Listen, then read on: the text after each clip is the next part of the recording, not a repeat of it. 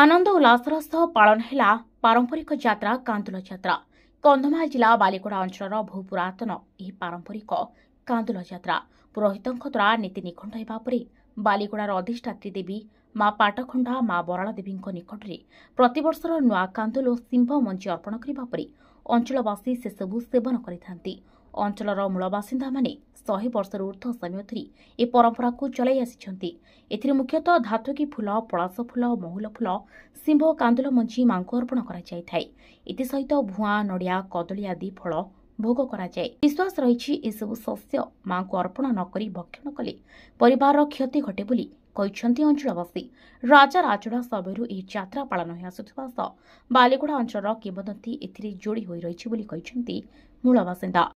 अन्यपटे अवसर में कंधमाल जिला पर्यवेक्षक विजय नायक कांदुल यात्रा सामिल हो परंपरा विषय जाणी आत्मसंतोष लाभ करने सह माँ पाटखंडा और माँ बरला देवी दर्शन कर अंचलवासी मंगल कामना कर। आज मो बहुत खुशी आज बालीगुड़ार बहु प्राचीन यात्रा कांदुल यात्रा माँ बराल देवी माँ पाटखंडा आशीर्वाद नहीं दर्शन करूँ। ए अंचल किभली भाव में मंगल हम माँ को जनईली। यार महात्मा है यहाँ हूँ कांदुल यात्रा हूँ गोटे भाईचारार यात्रा।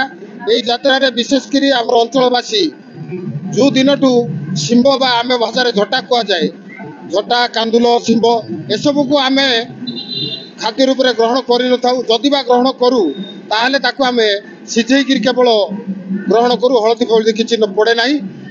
तापर जो कांदुल यात्रा पर्व दिन निर्धारित हुए से दिन में माँ को पाखे आम इष्ट देवी माँ पाटखंडा देव पाखे से भोग होगापर आमर यही अंचल समस्ते आदिम आदिवासी से ग्रहण करते।